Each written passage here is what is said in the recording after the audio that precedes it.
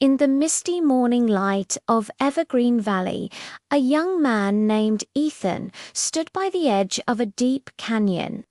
Before him stretched a half-finished bridge, a skeleton of wood and dreams reaching out into the void. He whispered to himself a phrase that had become his daily mantra: just one more step. If only I had the courage. This bridge was more than just a structure. It was a legacy. For 3 long years, Ethan had toiled on it, all alone. It was a project his father had started, a grand vision to connect their secluded valley to the main road, a promise of new opportunities, bustling trade, and a connection to the wider world. But his father was gone now, leaving behind a few solitary beams and an unfinished promise. The townspeople called it Ethan's folly. They saw his dedication not as admirable, but as a foolish waste of a young life. "Why are you chasing a dead man's dream?" they'd ask, their words sharp with pity and scorn. "You'll fall long before you ever finish it."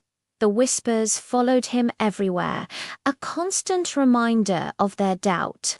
Every single day was a battle.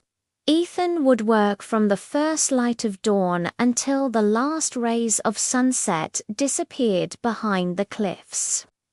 He'd return home, his body aching, his hands raw and blistered, and his spirit weighed down by the heavy burden of his solitary mission. The physical exhaustion was one thing, but the loneliness was another. It seeped into his bones, making him question everything. His only solace was a worn, leather-bound notebook filled with his father's intricate drawings and careful calculations. These weren't just blueprints. They were a conversation across time. In the margins, his father's familiar handwriting offered quiet encouragement. One line, in particular, became Ethan's lifeline. "It's never about finishing fast. It's about never stopping." Ethan would repeat these words to himself each morning as he picked up his tools. They were a shield against the town's mockery and his own creeping despair. But in the quiet moments, when the fatigue was overwhelming, a nagging question would surface. Was this dream even possible? Or was he just clinging to the past, too afraid to let go and build a different life for himself? Was he honoring his father, or just hiding in his shadow? The line between devotion and obsession had become dangerously blurred. One evening, the sky over the valley turned a menacing shade of grey.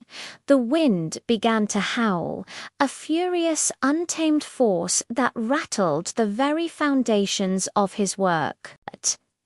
Dark clouds gathered like an invading army. A storm was coming. And it was a monster. Ethan scrambled onto the bridge, his heart pounding a frantic rhythm against his ribs. He worked desperately, trying to secure ropes, to tie down loose planks, to protect his years of labor from the storm's wrath. But it was a futile effort. The wind tore through the structure with merciless power, and the rain fell in blinding sheets. Then a brilliant flash of lightning split the sky, followed by a deafening crack of thunder. It struck one of the main support posts. With a groan of splintering wood and snapping ropes, a huge section of the bridge collapsed, plunging into the darkness of the canyon below. Ethan fell to his knees, drenched, defeated, and utterly broken. 3 years of his life gone in a single violent moment. A raw, guttural scream tore from his throat, lost in the roar of the storm. Why? Why do I keep trying? What is the point of all this? He pounded his fists against the soggy earth, the pain in his heart far greater than the sting of his scraped knuckles. But then, through the cacophony of thunder and wind, he heard something else. It was a faint voice, a gentle echo from the past. It was his father's memory, as clear as if he were standing right beside him. Every bridge starts with a single step, the memory whispered. Even if you fall, build again. The words were a quiet anchor in the chaotic storm, a flicker of light in the overwhelming darkness. The next morning, the storm had passed, leaving behind a scene of devastation. The townspeople emerged from their homes, their eyes drawn to the canyon. They saw the broken bridge and shook their heads, a sad, knowing look on their faces. "He'll finally give up now," they murmured to each other. "The storm did what we couldn't." But they were wrong. As the sun climbed higher, a lone figure appeared at the cliff's edge. It was Ethan. He looked at the wreckage, not with despair, but with a new, quiet resolve in his eyes. He picked up a piece of salvaged wood and a hammer. He didn't quit. He started again. This time, however, something was different.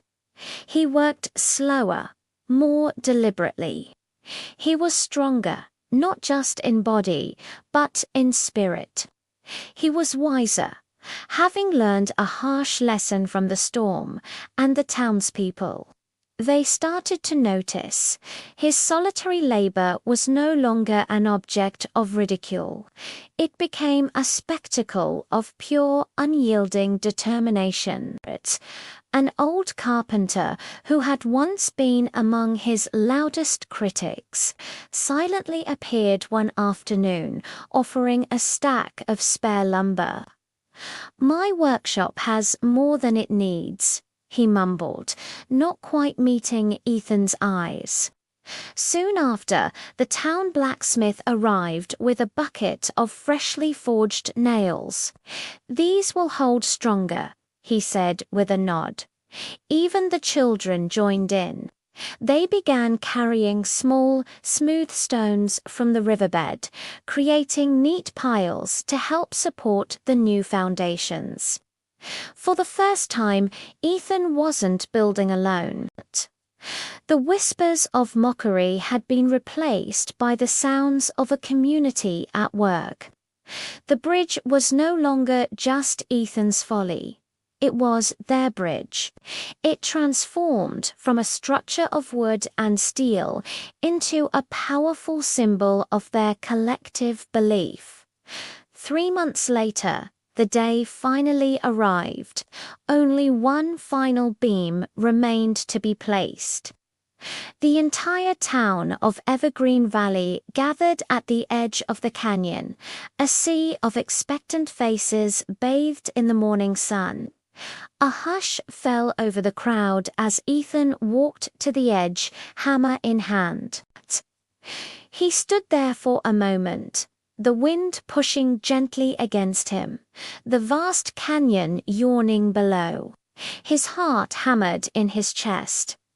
This was it, the culmination of years of struggle, doubt, and back-breaking work. He closed his eyes, took a deep breath, and whispered into the wind, "This is for you, Dad." With a surge of strength, he lifted the final, heavy plank. He maneuvered it carefully into place, his movements precise and confident.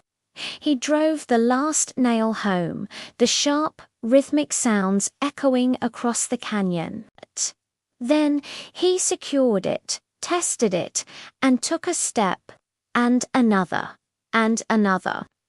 He was the first person to ever cross the divide. The crowd erupted.